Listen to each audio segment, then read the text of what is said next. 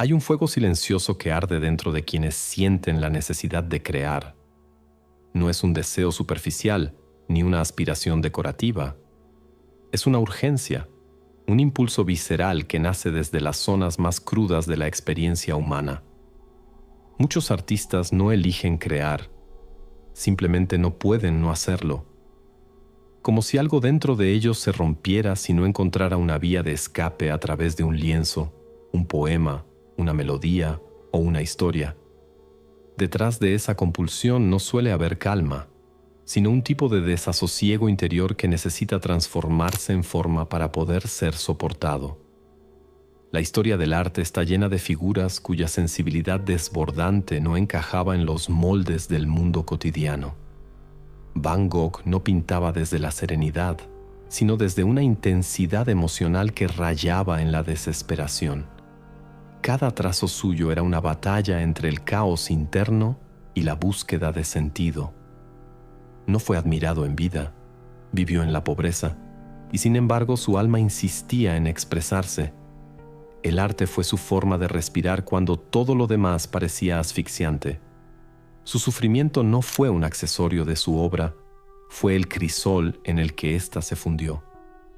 El dolor no siempre es un enemigo, a veces es un lenguaje, un código que, cuando no puede ser dicho, se grita a través del arte. Sylvia Plath escribió desde el borde del abismo, y en ese filo encontró la precisión poética para hablar del vacío, la ansiedad, la lucha con uno mismo. Su escritura no fue una pose trágica, fue un acto de supervivencia. En su poesía no buscaba belleza, sino verdad.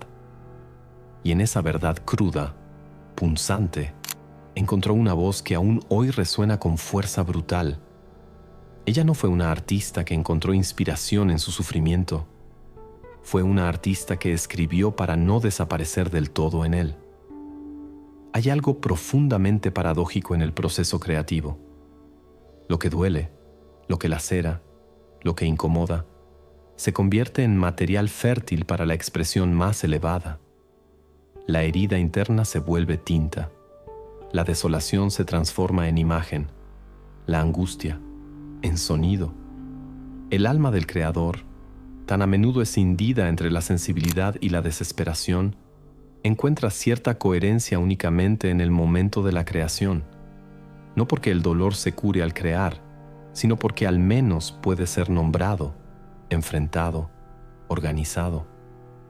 El manga Look Back de Tatsuki Fujimoto es un ejemplo moderno y silencioso de esta tensión. No necesita discursos grandilocuentes ni tragedias exageradas. Con sutileza, muestra cómo el acto de dibujar puede convertirse en un ritual para procesar la pérdida, el miedo, la inseguridad. Allí, el arte no es una meta, sino un refugio, un espacio donde el trauma no se elimina, pero sí se transforma. La creación aparece como un modo de sostener lo insoportable, de darle contorno a lo amorfo que habita dentro del alma humana. En muchos casos, la creatividad parece surgir en el punto exacto donde la vida se vuelve insoportable. Cuando la existencia deja de ofrecer respuestas claras, el artista no se limita a buscar explicaciones. Empieza a inventar formas, no porque tenga certezas, sino porque necesita crear un orden alternativo ante la brutalidad del caos. El mundo interior, fragmentado por experiencias difíciles, se reorganiza a través de símbolos, metáforas, ritmos. Lo creativo no aparece como un ornamento, sino como una necesidad existencial. Esto no significa que todo arte provenga del dolor, ni que todo creador deba haber sufrido para producir algo significativo. Pero es innegable que muchas de las obras más intensas, profundas y conmovedoras han nacido en el contexto de una lucha interna, de una sensibilidad que no podía adaptarse a lo establecido. Hay una inquietud que empuja desde adentro, como si el arte fuese el único canal posible para dar forma a aquello que no encuentra lugar en el mundo.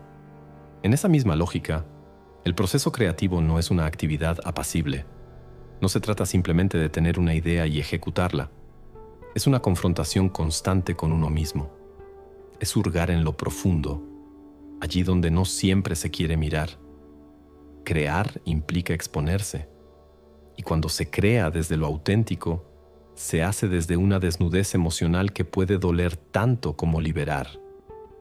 El artista, en muchos casos, no construye desde la distancia, sino desde la herida, desde ese punto ciego que le exige mirar hacia adentro para luego compartir lo que ha encontrado.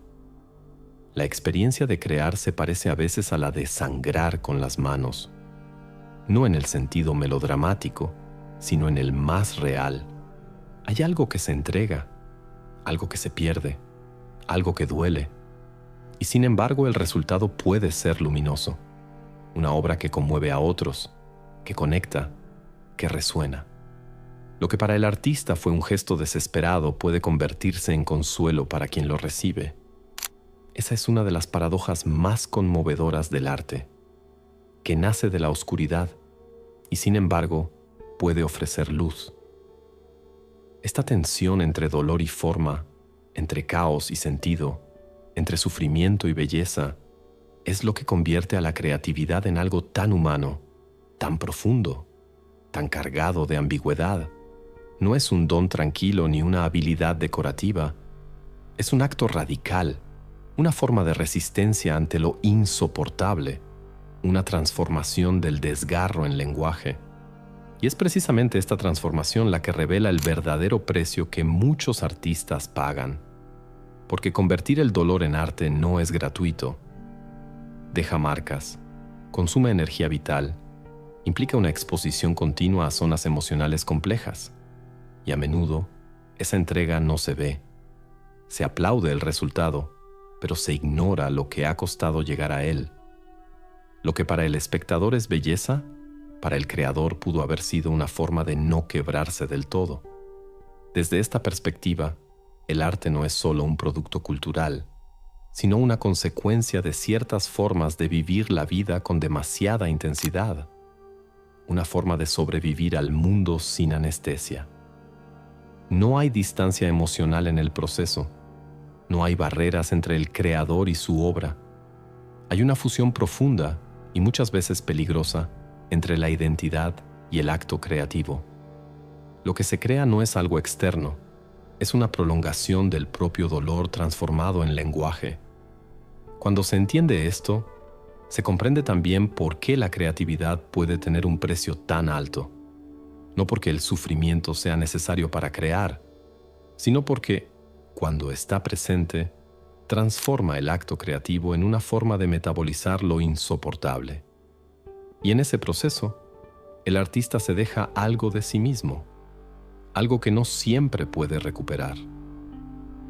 La creación artística no solo implica una transformación interior, también conlleva consecuencias que rara vez se visibilizan. El costo no está únicamente en el acto de crear, sino en el sostenimiento mismo de esa capacidad.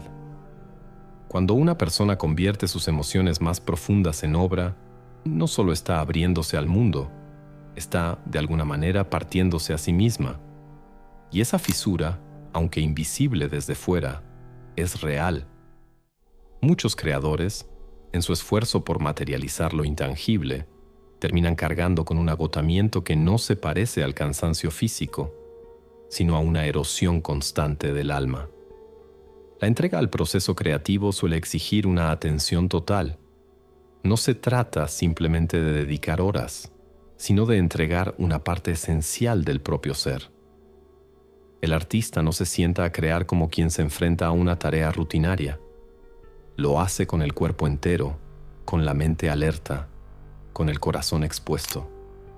En esa entrega hay algo que se consume: la concentración absoluta, la necesidad de perfección, la búsqueda de una forma que sea exactamente la adecuada. No permiten distracciones ni respiros. Todo lo que no esté vinculado a esa obra se vuelve ruido. Poco a poco, la vida alrededor comienza a desdibujarse. Las relaciones personales empiezan a tensarse cuando una parte del mundo emocional del artista queda absorbida por lo que aún no ha sido creado. Las conversaciones pierden profundidad, El tiempo se experimenta como una trampa, y lo cotidiano parece irrelevante frente a la urgencia de dar forma a lo que está gestándose en lo interno. No es una cuestión de ego ni de desinterés social. Es que la atención ya está ocupada en otra parte, como si el creador viviera en un estado de constante desdoblamiento entre lo que existe y lo que necesita existir. En esa dinámica, el aislamiento no aparece como una decisión, sino como una consecuencia. Cuando toda la energía está orientada hacia adentro, hacia la obra, hacia el detalle, la precisión, la intensidad, los vínculos externos empiezan a flaquear. La vida social, tan dependiente del intercambio relajado, se convierte en una carga difícil de sostener. El creador se distancia sin quererlo, no porque desprecie la compañía, sino porque no puede ofrecerla. Está sumergido en otro tipo de tarea, en un diálogo interno que no se puede interrumpir sin perder parte de lo que aún no ha sido expresado, y ese aislamiento, sostenido en el tiempo, deja huella. La soledad, al principio fértil, puede volverse asfixiante. Lo que parecía una elección se transforma en una prisión. El mundo interior, que ofrecía materia prima para la creación, empieza a saturarse. Cuando no hay equilibrio, cuando la obra se convierte en el único espacio habitable, el artista comienza a desaparecer detrás de su propio trabajo. Ya no vive para crear, vive únicamente a través de lo que crea. Y esa inversión de prioridades puede tener consecuencias devastadoras. El perfeccionismo actúa aquí como una trampa disfrazada de virtud. El deseo de alcanzar una forma pura, de que cada detalle sea exacto, de que la obra esté a la altura de una visión interior que nunca termina de concretarse, genera una tensión continua. Nada parece suficiente. Ningún resultado parece definitivo. La obra, en vez de liberar, encierra. Se convierte en una obsesión que no da tregua. En lugar de aliviar el peso del mundo, lo multiplica. Y el artista, atrapado en su propia exigencia, se desgasta en silencio. El cine ha explorado con intensidad esta lucha interna entre creación y destrucción. Películas como Whiplash muestran cómo la búsqueda del virtuosismo puede convertirse en una forma de violencia hacia uno mismo. El protagonista no desea simplemente tocar bien la batería, quiere trascender, romper los límites de lo humano, alcanzar una forma de grandeza que solo parece accesible a través del sacrificio extremo. Cada ensayo es una batalla, cada error, una humillación, cada logro, una puerta a una exigencia aún mayor. No hay descanso, no hay alivio, solo la tensión constante de no estar nunca a la altura del ideal. Algo similar ocurre en Cisne Negro, donde la protagonista, absorbida por el rol que interpreta, comienza a disolverse como persona. La identidad artística se vuelve tan dominante que lo real pierde consistencia. La frontera entre la vida y la obra se desdibuja. Lo que en un principio era pasión, se convierte en delirio. Y lo que parecía ser una consagración artística termina revelándose como una forma de autodestrucción. En ambas historias, la obsesión no aparece como un exceso, sino como una condición necesaria. No se trata de hacerlo bien, se trata de hacerlo perfecto, aunque el costo sea uno mismo. Esa lógica se reproduce muchas veces en el mundo real. La idea de que el arte requiere entrega total ha sido celebrada durante siglos. Hay una cierta veneración hacia quienes se consumen por su obra. Se los admira no solo por lo que hacen, sino por cuántos se sacrifican para lograrlo. Esta visión romántica del artista como mártir ha moldeado generaciones enteras de creadores, pero detrás de esa narrativa hay una realidad menos gloriosa, la del desgaste, la del agotamiento emocional, la del cuerpo que ya no responde, la del insomnio persistente, la de la mente que no sabe cómo desconectarse. Crear bajo presión constante, sin pausas ni contención, genera un estado de tensión que termina siendo destructivo. Lo que en un principio era impulso vital se convierte en amenaza, El mismo acto que ofrecía sentido se vuelve insostenible. El placer de crear desaparece, reemplazado por la urgencia de no fallar. Y el creador, atrapado en ese círculo, empieza a pagar un precio que no se ve desde fuera: el desgaste silencioso de su salud mental, el empobrecimiento de su vida emocional, la pérdida de contacto con lo que antes lo motivaba. Esta carga no se reduce al ámbito psicológico. El cuerpo también habla. El agotamiento se manifiesta en forma de dolores crónicos, en la incapacidad de descansar, en la dificultad para respirar con tranquilidad. El estrés sostenido deja huellas físicas. El artista se vuelve rehén de su propia exigencia. Y muchas veces, la única forma de liberarse es deteniéndose, aunque esa pausa sea vivida como una traición a la propia vocación. Se entra en una paradoja cruel. Continuar destruye, pero detenerse también duele. A esto se suma un fenómeno que atraviesa en silencio a muchos creadores: el vértigo del vacío que aparece una vez terminada la obra. Esa sensación de haberlo dado todo y, sin embargo, no sentirse completo. La obra termina, pero la inquietud persiste. Lo que parecía ser una meta se convierte en otro punto de partida. El impulso de crear nunca se satisface del todo. Siempre hay algo más que decir, algo más que corregir, algo más que buscar. La creación no calma, solo posterga el silencio interior. Y así, el precio de la creatividad no siempre está en lo que se produce, sino en lo que se pierde por el camino. No son solo horas, energía o relaciones. A veces, lo que se deja atrás es una parte del propio equilibrio. Lo que el espectador celebra como una obra maestra puede ser el resultado de una larga erosión que nadie vio. La belleza del resultado muchas veces oculta la violencia del proceso. Y en esa disonancia silenciosa se esconde una verdad incómoda: que crear puede ser tan desgastante como necesario. Lo más doloroso del proceso creativo no es siempre el agotamiento, la presión interna o el aislamiento que conlleva, sino la imposibilidad de detenerse aun cuando todo en el cuerpo y en la mente clama por descanso. La pulsión creativa puede volverse una necesidad imposible de ignorar, algo que no se elige pero que tampoco se puede abandonar sin consecuencias. Es como una especie de fiebre invisible, una urgencia silenciosa que empuja incluso cuando el precio a pagar es alto. La paradoja se instala. El artista crea para encontrar sentido, pero termina enfrentando el riesgo de perderse dentro de lo que produce. Sin embargo, el mismo proceso que amenaza con consumir también es, en ciertas circunstancias, una fuente poderosa de redención. El arte, cuando logra trascender el dolor sin romantizarlo, se convierte en una herramienta para comprender la experiencia humana en su totalidad. En lugar de negar el sufrimiento o disimularlo, hay creadores que han aprendido a integrarlo como parte esencial del acto creativo. No lo glorifican, pero tampoco lo rehúyen. Comprenden que el dolor no es un obstáculo para la expresión, sino una vía hacia la profundidad. Lo que transforma el sufrimiento en algo significativo no es su intensidad, sino la manera en que es interpretado, moldeado y compartido.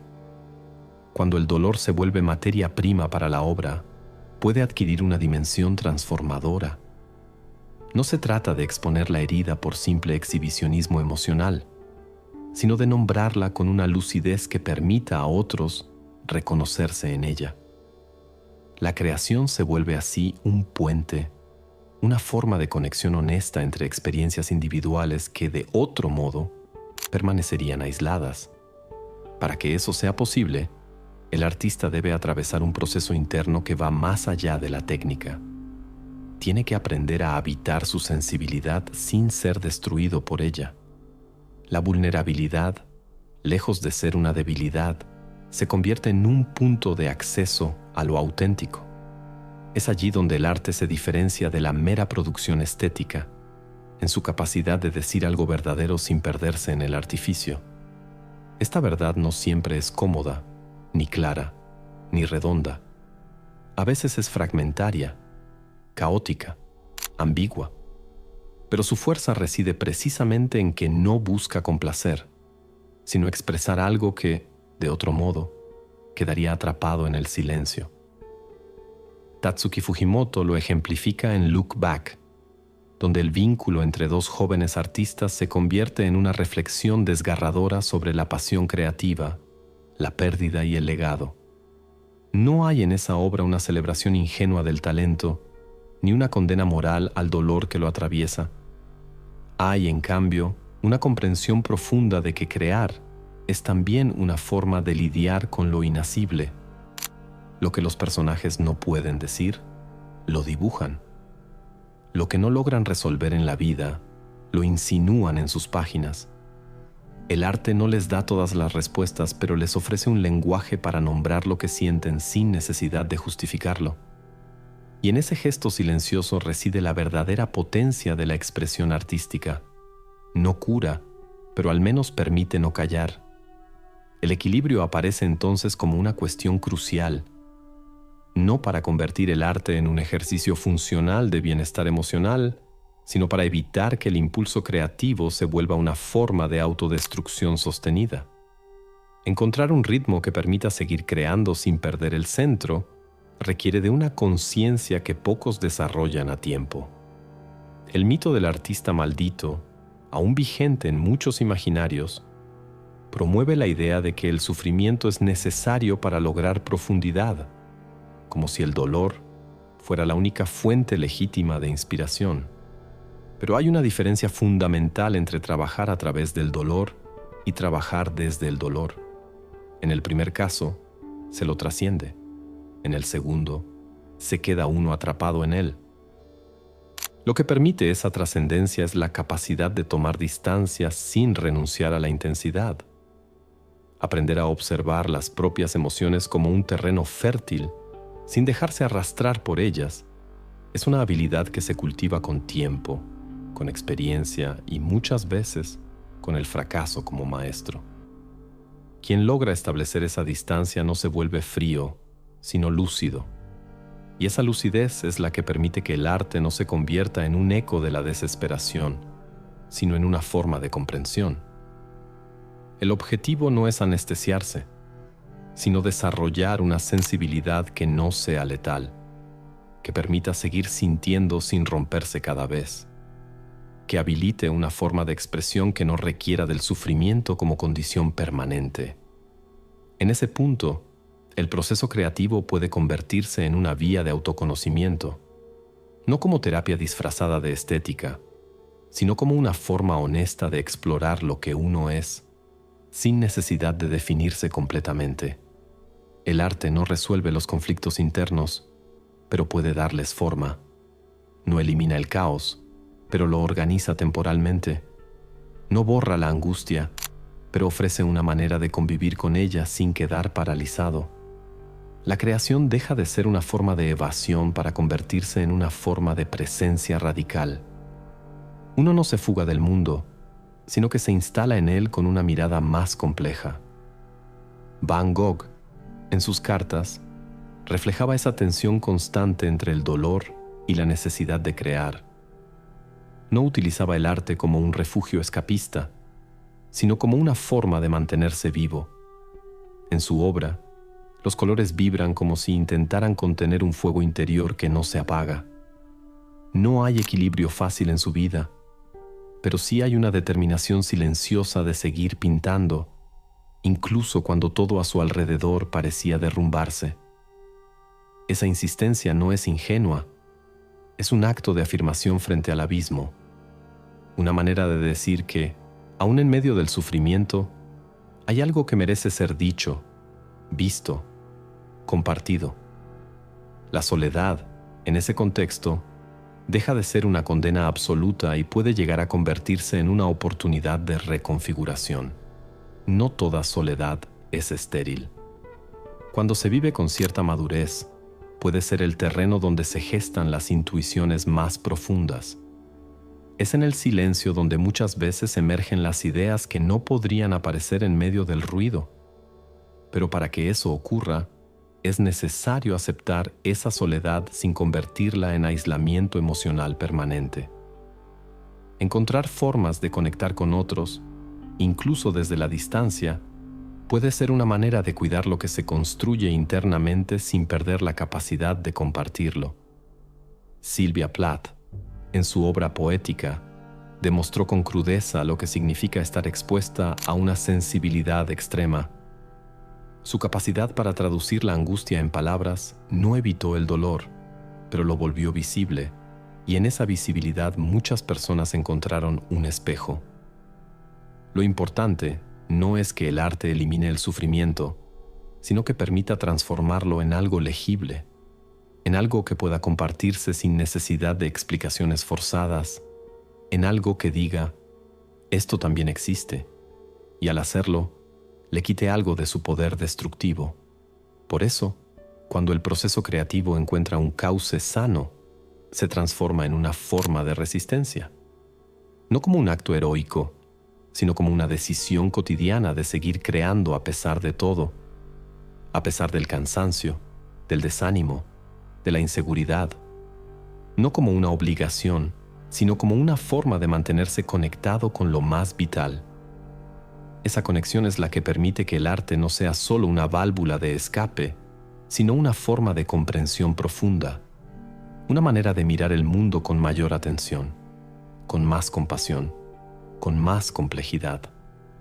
Crear con equilibrio no significa eliminar la intensidad, sino aprender a sostenerla sin romperse. Significa aceptar que el arte puede nacer del dolor, pero no tiene por qué terminar en él. Que es posible hablar desde la oscuridad sin quedar atrapado en ella. Que lo más valioso no es el sacrificio absoluto, sino la capacidad de mantener viva la chispa que da sentido a lo que se hace. Cuando esa chispa se cuida, el arte deja de ser una forma de fuga para convertirse en una manera de habitar el mundo con más profundidad. Habitar el mundo con más profundidad implica aceptar que la creación no es un destino, sino una forma de transitar la existencia con más honestidad.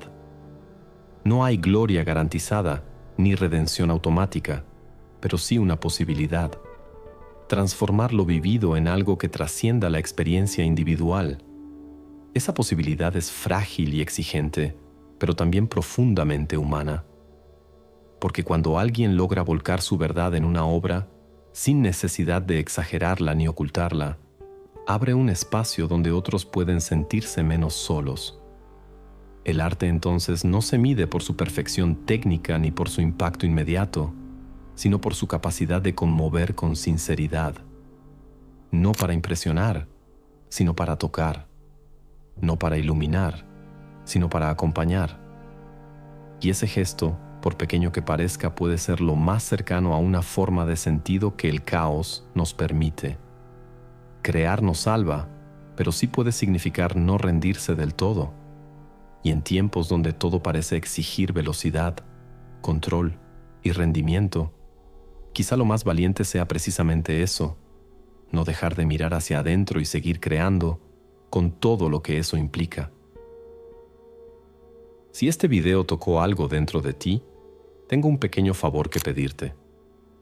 ¿Qué te parece dar me gusta, comentar o suscribirte al canal? Sé que el botón de me gusta puede parecer algo simple, pero créeme, es una poderosa herramienta de conexión. De alguna manera, hará llegar este video a personas que les interese acceder a este tipo de contenido.